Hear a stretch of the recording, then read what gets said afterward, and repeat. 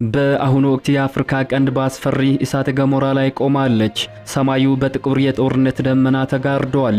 ምድሪቱ ደግሞ በሺዎች በሚቆጠሩ የታንኮች ሰንሰለት እርምጃ እየተናወጠች ትገኛለች። ዓለም አቀፉ የጦርነት ትንበያ ተቋም ወርልድ ዋር ክራይሲስ በ2026 ባወጣው አስደንጋጭ ሪፖርቱ በአፍሪካ ቀንድ ታይቶ የማይታወቅ እጅግ አስፈሪ ጦርነት ደጃፋችን ላይ መድረሱን ገልጿል። ይህ ዝም ብሎ የጎረቤታሞች ጸብ አይደለም። ይህ አህጉሪቱን ብቻ ሳይሆን ዓለም አቀፍ የንግድ መስመሮችን ሊዘጋ የሚችል የኃያላን የፍጥጫ ማዕከል ነው። ኢትዮጵያና ኤርትራ ትላንት በሰላም ስምምነት ዓለምን ያስደመሙት እነዚህ ሁለት ወንድማማች ሀገራት ዛሬ ግን የጦር መሳሪያቸውን አፈሙዝ አንዳቸው ወደ ሌላው አዙረዋል። በቀይ ባህር ዳርቻና በድንበር አካባቢዎች የሚሰማው የከባድ መሳሪያ ድምጽ ዝም ብሎ ልምምድ አይደለም። ይህ ለታላቁ ፍንዳታ የሚደረግ የመጨረሻ ዝግጅት ነው። ነገር ግን ታሪኩ በሁለቱ ሀገራት ብቻ የሚያበቃም አይመስልም። በስተጀርባ ያሉት የዓለም ኃያላን እጃቸውን ወደዚህ እሳት እየሰደዱት ይገኛሉ።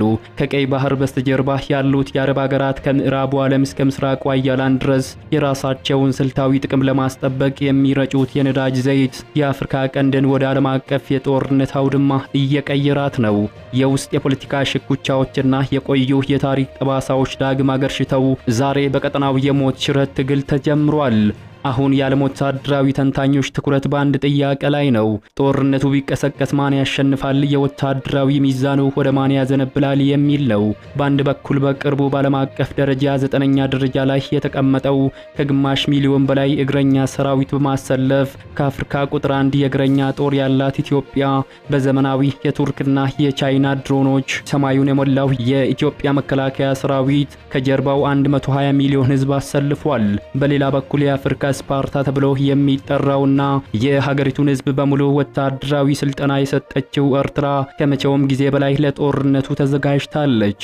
ኢትዮጵያ በሴራ ተወስዷል ያለችውን የባህር በሯን ለማስመለስ ጊዜው አሁን ነው ብላ ቆርጣ ገብታለች። የሀገር ውስጥ ታጣቂዎችን በማስታጠቅ ኢትዮጵያን እያናወጠች ያለችው ኤርትራ እጇ መቆረጥ አለበት ስትል ኢትዮጵያም አቋሟን ይፋ አድርጋለች። ኤርትራ በበኩሏ ከባድ የህልውና አደጋ ተደቅኖብኛል በማለት እናት ሀገሯ ኢትዮጵያን ለመምታት ጦሯን ከድንበር አልፎ ወደ ኢትዮጵያ ትግራይ ክልል አስገብታለች።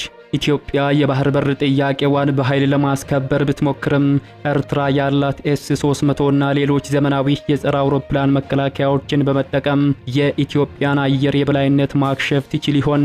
የኢትዮጵያ ሱፐርስኮይ የጦር ጄቶችስ የኤርትራን ድንጋያማ ምሽጎችን ሰብረው ለመግባት ምን ያህል ዝግጁ ናቸው?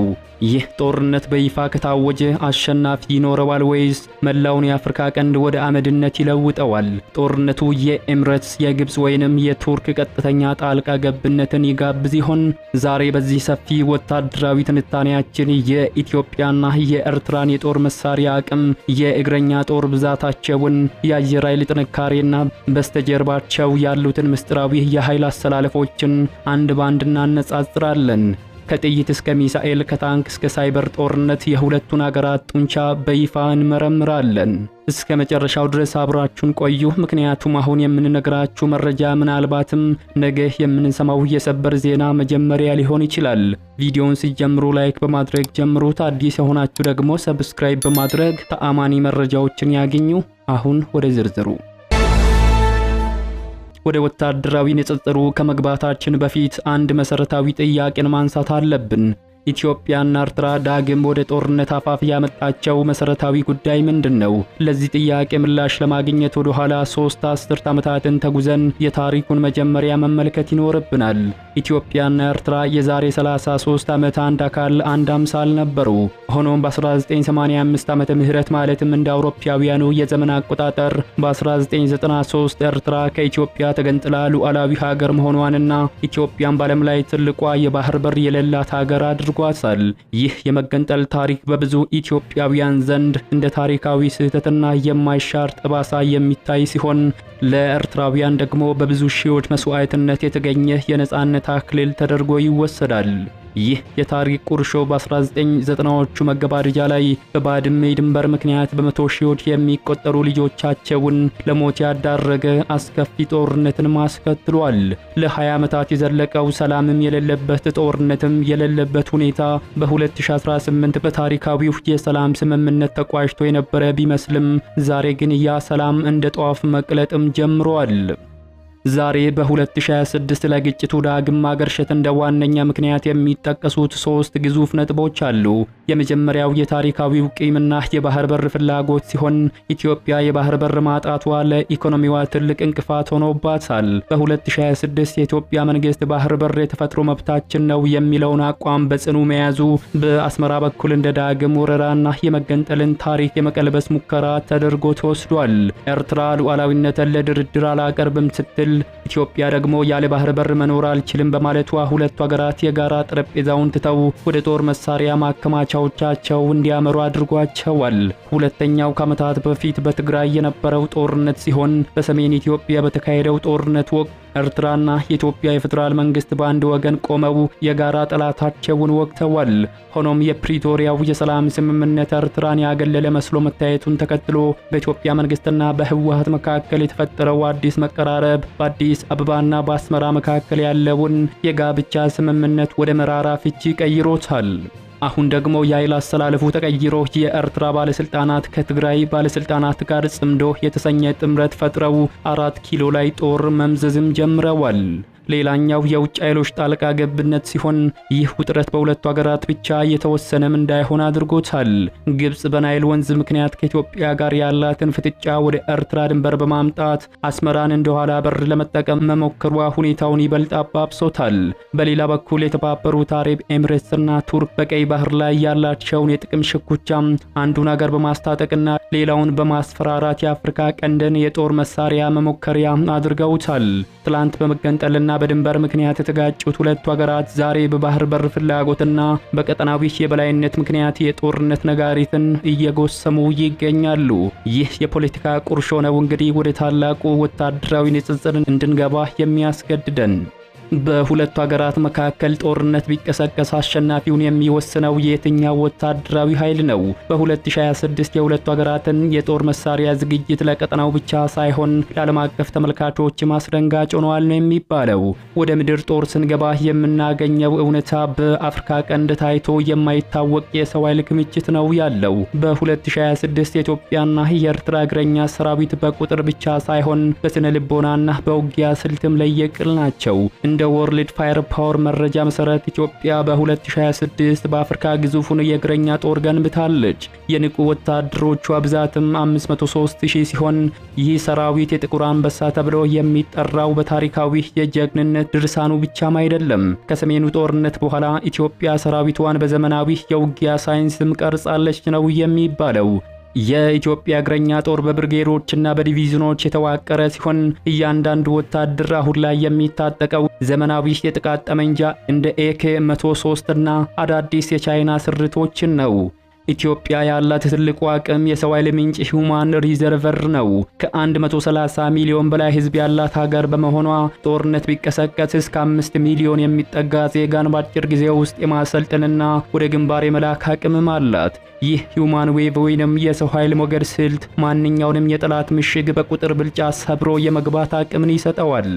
በሌላ በኩል ኤርትራ በቁጥር ብታንስም በዓለም ላይ የሰራዊት ሀገር በመባልም ትታወቃለች። የኤርትራ ንቁ ወታደራዊ አባላት ከ350,000 በላይ ቢሆኑም ልዩ የሚያደርጋቸው ግን ብሔራዊ አገልግሎት በአገሪቱ መኖሩ ነው።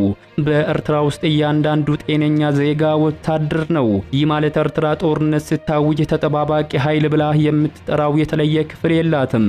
መላው ህዝቧን ቀድመውኑ የሰለጠኑ ወታደሮች ናቸው። የኤርትራ እግረኛ ጦር በተለይም በተራራማ ውጊያ ላይ በዓለም ተወዳዳሪ የለውም። የኤርትራ ወታደሮች በትንሽ ስንቅ እጅግ አስቸጋሪ በሆኑ የአየር ንብረትና ድንጋያማ መልክዓ ምድር ላይ ለወራት የመጽናት ልዩ ብቃት እንዳላቸውም ይነገራል። የኢትዮጵያ ሰራዊት በቁጥር ቢበልጥም የኤርትራ ሰራዊት በውጊያ ልምድም ጠንካራ ነው። የታንኮችና የመካናይዝድ ክፍለ ጦርን ስንመለከት ምድርን የሚያናውጠው የታንኮች ፍልሚያ የጦርነቱን አቅም ይወስናሉ። በ2026 ሁለቱም ሀገራት የታንክ ክምችታቸውን አዘምነዋል። ኢትዮጵያ ከ700 እስከ 1000 የሚደርሱ ዘመናዊ ዋና የውጊያ ታንኮች ባለቤትም ናት። የኢትዮጵያ ጦር የጀርባ አጥንት የሆኑት የሩሲያ ሰራሽ T-72 እና T-62 ታንኮች ሲሆኑ በቅርቡ ደግሞ እጅግ ዘመናዊ የሆኑ የቻይና ሰራሽ ታንኮችን ወደ ስብስቡ ተቀላቅላለች። እነዚህ ታንኮች በዲጂታል የኢላማ መቆጣጠሪያና በሌሊት የማየት ቴክኖሎጂ የታጠቁ በመሆናቸው በሰፊው የድንበር ሜዳ ላይ ከፍተኛ የጥቃት የበላይነት ይሰጧታል። በተጨማሪም ኢትዮጵያ በሺዎች የሚቆጠሩ የታጠቁ የሰው ማጓጓዣ ተሽከርካሪዎችና ከባድ የሞተር ክፍለ ጦርም አላት። ይህ ማለት የኢትዮጵያ ጦር እጅግ ፈጣን የሆነ የብሊትዝክሪግ ጥቃት በመሰንዘር የኤርትራን መከላከያ ሰብሮ የመግባት አቅም አለው። ኤርትራ በታንክ ብዛት ከ500 በላይ ታንኮች እንዳላት የሚነገር ሲሆን የሩሲያ ስሪቶች ቲ55 እና ቲ62ንም ታጥቃለች ነው የሚባለው። ቁጥራቸው አነስተኛ ቢሆኑም ኤርትራ ታንኮቿን እንደ ተንቀሳቃሽ መሳሪያ ሳይሆን በስትራቴጂካዊ ተራራማ ስፍራዎች በመደበቅ እንደ የማይነቃነቅ ምሽግ ነው የምትጠቀማቸው። የኤርትራ ትልቁ ጥንካሬ ግን አርቲሌሪ ወይንም ከባድ መሳሪያ ነው። ኤርትራ ከሰሜን ኮሪያና ከሩሲያ ያገኘቻቸው በመቶዎች የሚቆጠሩ የከባባድ መሳሪያዎች አፈሙዛቸውን ወደ ኢትዮጵያ ወሳኝ ከተሞችና የጦር ሰፈሮች አዙረዋል። ኤርትራ በድንበር አካባቢ የገነባቻቸው የከርሰ ምድር ምሽጎች፣ ታንኮችና መድፎቿ ከኢትዮጵያ የአየር ጥቃት የመከላከል ብቃት አላቸው ነው የሚባለው። የአየር ኃይልና የድሮን ቴክኖሎጂን ስናነጻጽር እዚህ ጋር የሁለቱ ሀገራት ከፍተኛ ልዩነት በግልጽ ያሳያል። ኢትዮጵያ በአየር ኃይል ረገድ በአፍሪካ ቀንድ ፍጹም የበላይነት አላት። የኢትዮጵያ አየር ኃይል በቅርቡ የታጠቀው ሱ-30 እና ሱ-35 ባለ አራተኛ ትውልድ የጦር ጄቶች ኤርትራ ካሏት የድሮ ሚግ-29 ጄቶች በቴክኖሎጂ እጅግ የራቁ ናቸው። የኢትዮጵያ ስኮይ ጄቶች ረጅም ርቀት የመብረር ከፍተኛ ቦምቦችን የመሸከምና በአንድ ጊዜ ብዙ ጠላቶችን አየር ላይ የመደብደብ አቅምም አላቸው። ነገር ግን ትልቁ የኢትዮጵያ አስፈሪ መሳሪያ ድሮን ነው። ኢትዮጵያ የቱርኩን ባያካርት ቲቢ2 እና የቻይናውን ዊንግ ሎንግ እና የኢራኑን ማጃሂር 6 ድሮኖችን በብዛትም ታጥቃለች። ኢትዮጵያ በአገር ውስጥ የምታመርታቸው አጥፍቶ ጠፊ ድሮኖችን መገንባትም ችላለች። እነዚህ ድሮኖች የኤርትራን ታንኮችና የከባድ መሳሪያዎችን ሳይታዩ ከሰማይ የመቅጠፍ አቅም አላቸው። በኤርትራ በኩል ደግሞ ስንመለከት ኤርትራ የአየር ኃይሏ ደካማ መሆኑን ስለምታውቅ ትኩረቷን የጸረ አውሮፕላን መከላከያ ኤር ዲፌንስ ላይ አድርጋለች። ኤርትራ በአፍሪካ እጅግ ጥቅጥቅ ያለ የራዳርና የሚሳኤል መከላከያ መረብ አላት። የሩሲያ ሰራሽ ኤስ-300 ረጅም ርቀት ተኳሽ ሚሳኤሎችና ፔይንተር ኤስ-1 መካከለኛ ርቀት ተኳሽ የኢትዮጵያን ጄቶችና ድሮኖችን የኤርትራ ሰማይ እንዳይቆጣጠሩ እንደሚያደርግ ነው የሚነገረው። ኤርትራ ስልቷ የኢትዮጵያን አየር ኃይል ሰማይ ላይ ማጥፋት ነው። በሄሊኮፕተር ፍልሚያ ኢትዮጵያ ፍጹም የበላይነት ያላት ሲሆን ኢትዮጵያ በአፍሪካ ግዙፍ ከሚባሉት የሄሊኮፕተር ስብስቦች አንዷ ናት። ኢትዮጵያ ኤም35 እና ኤምአይ24 ሄሊኮፕተሮችን በብዛትም ታጥቃለች። የሚበረው ታንክ የሚል ቅጽም ያለው ይህ ሄሊኮፕተር የኤርትራን እግረኛ ጦርና ታንኮችን አንድ ባንድ ለመደምሰስ ዋነኛ መሳሪያም ተደርጎ ይቆጠራል። ኢትዮጵያ እነዚህን ሄሊኮፕተሮች በሰሜኑ ጦርነት ወቅት በሰፊው ተጠቅማ ድልም ያገኘችበት እንደሆነ ይነገራል። ኤም17 እና ኤም8 ለሰው ኃይል ማጓጓዣ የሚያገለግሉ ሲሆን ኢትዮጵያ በአንድ ጊዜ በመቶዎች የሚቆጠሩ ኮማንዶዎችን ከጠላት ጀርባ ለማውረድ የሚያስችል ግዙፍ የትራንስፖርት ሄሊኮፕተርም አላት። ኤርትራ ሄሊኮፕተር ኃይሏን እጅግ በምስጢራዊ ሁኔታ እንደምትይዝም ይነገራል። ጥቂት የማይባሉ ኤም4 የጥቃት ሄሊኮፕተሮች ያላት ሲሆን እነዚህ ሄሊኮፕተሮች በተለይም በተራራማ ቦታዎች ላይ በመደበቅ የኢትዮጵያን እግረኛ ጦር ለመምታትም ትጠቀማለች ተብሎ ይነገራል። የኤርትራ ሄሊኮፕተሮች ከኢትዮጵያ አንጻር በቁጥር አነስተኛ በመሆኑ ክፍተቱን ለመሙላት ከፍተኛ ቁጥር ያለው በትከሻ የሚተኮሱ ጸረ አውሮፕላን ሚሳኤሎችን በስፋትም ትጠቀማለች። ይህም የኢትዮጵያ ሄሊኮፕተሮች ዝቅ ብለው እንዳይበሩ ትልቅ ስጋትን ይፈጥራል። በአጠቃላይ የአየር ኃይሉን ንጽጽር ስንመለከት ኢትዮጵያ በከፍተኛ ሁኔታ የበላይነቱን ትይዘዋለች። ኢትዮጵያ በዘመናዊ ጄቶችና ሄሊኮፕተሮች የኤርትራን ምሽጎች ከሰማይ የመቆጣጠር አቅም አላት። ነገር ግን ኤርትራ ይህንን የአየር ኃይል የበላይነት የምትመክተው በአየር ኃይል ሳይሆን ቀደም ብለን እንዳየነው በምድር ላይ ባስቀመጠቻቸው እጅግ አስፈሪ ጸረ አውሮፕላን ሚሳኤሎች ነው። የሚሳኤል ቴክኖሎጂና የሳይበር ጦርነትን ስንመለከት በ2026 ሁለቱም ሀገራት የረጅም ርቀት ሚሳኤልና የሳይበር ኃይላቸውን በሚገባ አጠናክረዋል። ኢትዮጵያ ከቻይና የተገዙ የረጅም ርቀት ባሊስቲክ ሚሳኤሎችን ወደ ስብስቡ አቀላቅላለች። እነዚህ ሚሳኤሎች ከአዲስ አበባ ሆነው አስመራን ወይንም የምጽዋን ወደብ የመምታት አቅም አላቸው። በተጨማሪም የኢትዮጵያ የኢንፎርሜሽን መረብ ደህንነት ኢንሳም የኤርትራን ወታደራዊ የመገናኛ ዘዴዎችን ለመጥለፍና ለማሰናከል የሳይበር ጥቃት የመሰንዘር ብቃትም አላቸው። ኤርትራም ቢሆን ዝም አላለችም። አስመራ በድብቅ ያከማቸቻቸው የረጅም ርቀት ሚሳኤሎች ወደ ኢትዮጵያ ስልታዊ አካባቢዎች አቅንተዋል። ኤርትራ በደህንነትና በስለላ ረገድ በአፍሪካ ቀንድ እጅግ የተራቀቀ መዋቅር አላት ነው የሚባለው። በኢትዮጵያ የውስጥ ፖለቲካ ውስጥ ሽኩቻ በመፍጠርና የውስጥ አማጽያንን በመርዳት የኢትዮጵያን ጦር ከውስጥ የማዳከም ስልትንም ትጠቀማለች። ምስጢራዊ የውጭ ጣልቃ ገብነትን በተመለከተ ደግሞ በዚህ ጦርነት ውስጥ ትልቁ ተዋናዮች ከሀገራቱ በስተጀርባ ያሉት ሀያላን ሀገራት ናቸው። የተባበሩት አረብ ኤሚሬትስና ቱርክ ለኢትዮጵያ የቴክኖሎጂና የፋይናንስ ድጋፍን ያደርጋሉ። እነዚህ ሀገራት ኢትዮጵያን እንደ ቀጠናዊ የንግድ አጋር ስለሚመለከቷት የኢትዮጵያን መዳከም ጥቅማቸውን እንደሚነካ በደንብ ያውቃሉ። በሌላ በኩል ግብጽ በናይል ጉዳይ ኢትዮጵያን ለማስጨነቅ ኤርትራን እንደ ሁለተኛ ግንባርም ትጠቀማለች። ግብጽ ለኤርትራ ዘመናዊ መሳሪያዎችና የስለላ መረጃዎችን ልታቀርብ እንደምትችልም ይነገራል። ሳውዲ አረቢያም ከአረብ ኤሚሬትስ ጋር በገባችው ፉክክር ምክንያት ኤርትራን እንደምትደግፋት ነው የሚነገረው። በሌላ በኩል ሩሲያ ከኢትዮጵያ ጋር ጥብቅ ወዳጅ ብትሆንም በቀይ ባህር ላይ የጦር ሰፈር ለማግኘት ስትል ከአስመራ ጋር ያላትን ወታደራዊ ትብብር ማጠናክራለች። ኢትዮጵያ በሰው ኃይል በታንክ ብዛትና በአየር የበላይነት ብትበልጥም ኤርትራ ደግሞ በመሬት አቀማመጥና በማይደፈር የጸረ አውሮፕላን መከላከያ ራሷን ለመቋቋም ትሞክራለች። ጦርነት ብነሳ የኢትዮጵያ ግዙፍ ሞገድ የኤርትራን የብረት ግንብ ይሰብራል ወይስ የኤርትራ ተራራዎች የኢትዮጵያን ንብረት ይበላሉ? ዓለም አቀፉ የጦርነት መረጃዎችን የሚሰበስበው ወርልድ ዋር ክራይሲስ እንደሚለው ከሆነም ይህ ጦርነት ከተጀመረ አሸናፊ እንደማይኖረውና ውጤቱ የቀይ ባህርን ንግድ መዝጋት፣ የአፍሪካ ቀንድን ወደ ፍርስራሽነት መቀየርና በሚሊዮኖች የሚቆጠሩ ህዝቦችን ለስደት ማዳረግ ይሆናል ሲል ትንቢያውን ቀድሞ አስቀምጧል። የሁለቱን ሀገራት ወታደራዊ ጡንቻ፣ የታሪክ ቁርሾ፣ የ2026ቱን ዓለም አቀፍ የጂኦፖለቲካ ትኩሳትን ስንመለከት እንደ አንድ እውነታ ቁጭ ብሎ ይታያል።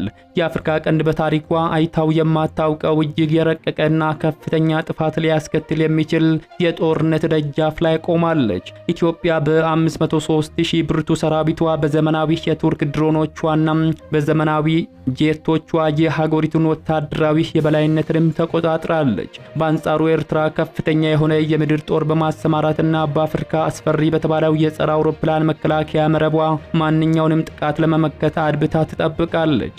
ነገር ግን በዚህ ጦርነት ውስጥ አሸናፊ ይኖረዋል ወይ የሚለው ጥያቄ ሲሆን ወታደራዊ ተንታኞች እንደሚናገሩት ግን በዘመናዊ የጦር መሳሪያ የሚካሄድ የኢትዮጵያና ኤርትራ ጦርነት ትርፉ በሚሊዮኖች የሚቆጠሩ ወጣቶችን ሕይወት መቅጠፍ፣ የቀይ ባህርን የንግድ መስመር ማውደምና ቀጠናውን ለዘመናት በማይጠፋ የጥፋት አመድ መሸፈን ነው ይላሉ። የአፍሪካ ቀንድ መሪዎች የታሪክ ቁርሾአቸውን በሰላም ጠረጴዛ ላይ ይፈቱታል ወይስ ወደ አስፈሪው ጦርነት ያመራሉ?